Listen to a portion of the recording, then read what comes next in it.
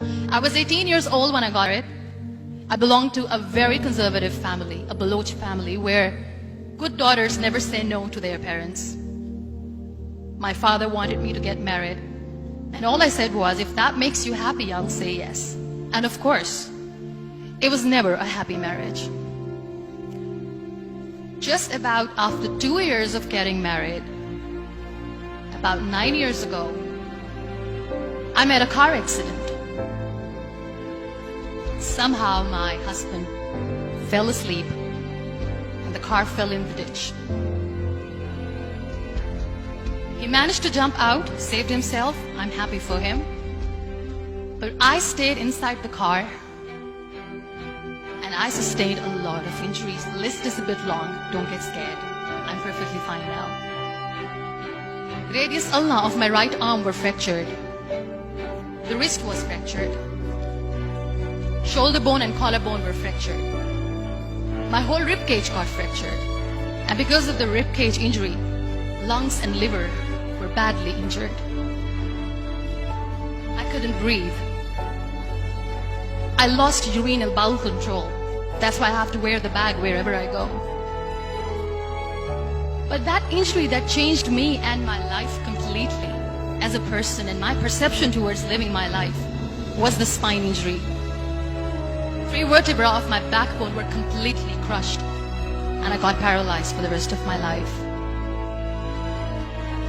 So this accident took place in a far-flung area in the outskirts of a very small province, Balochistan, where there was no first aid, no hospital, no ambulance. I was in the middle of nowhere in that toppled car. Many people came to rescue. They gave me CPR. They dragged me out of the car. And while they were dragging me out, I got the complete transection of my spinal cord. I finally ended up in a hospital where I stayed for 2.5 months.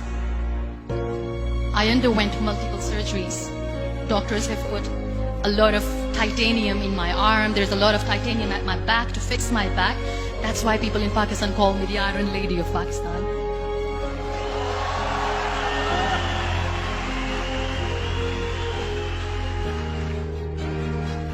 Those 2.5 months in the hospital were dreadful. I will not make up stories just to inspire you. I was at the verge of despair. One day, doctor came to me and he said, well, I heard that you wanted to be an artist, but you ended up being a housewife. I have a bad news for you. You won't be able to paint again because your wrist and your arm are so deformed, you won't be able to hold a pen again. And I stayed quiet.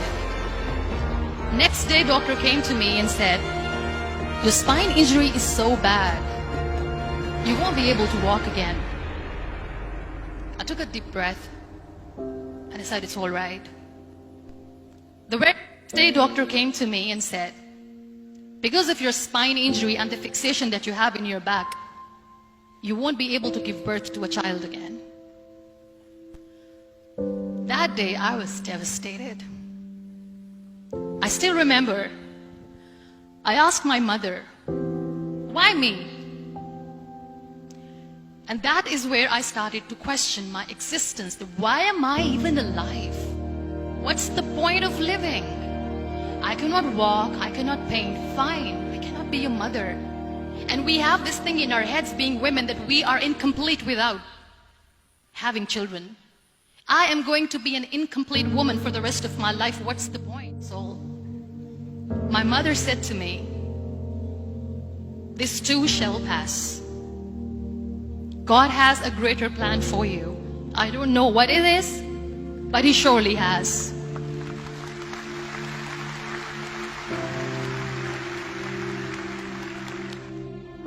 So what kept me going was, one day I asked my brothers, I know I have a deformed hand, but I'm tired of looking at these white walls in the hospital and wearing these white scrubs. I'm getting tired of this. I want to add more colors to my life. I want to do something. Bring me some colors. Bring me some small canvas. I want to paint. So the very first painting I made was on my deathbed, where I painted for the very first time. There were a lot of infections in my body, a lot of allergies. So doctors wanted me to lie down on the bed straight for not 6 months, for not 1 year, for 2 years.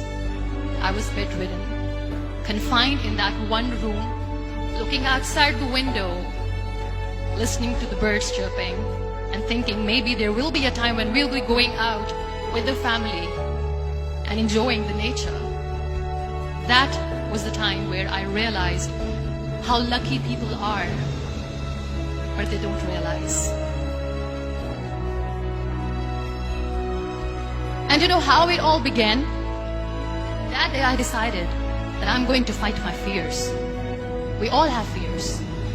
Fear of unknown, fear of known, fear of losing people, fear of losing health, money. We want to excel in career, we want to become famous, we want to get money. We are scared all the time. So I wrote down one by one all those fears. And I decided that I'm going to overcome these fears one at a time. Do you know what was my biggest fear? Divorce. It worked. But the day I decided that this is nothing but my fear, I liberated myself by setting him free. And I made myself emotionally so strong that the day I got the news that he's getting married, I sent him a text that I'm so happy for you and I wish you all the best. And he knows that I pray for him today.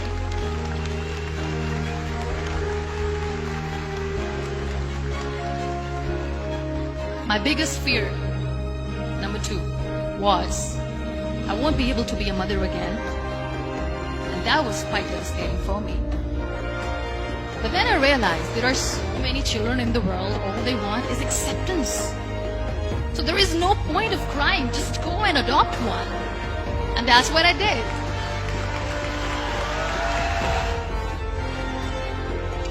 So when you accept yourself the way you are, the world recognizes you.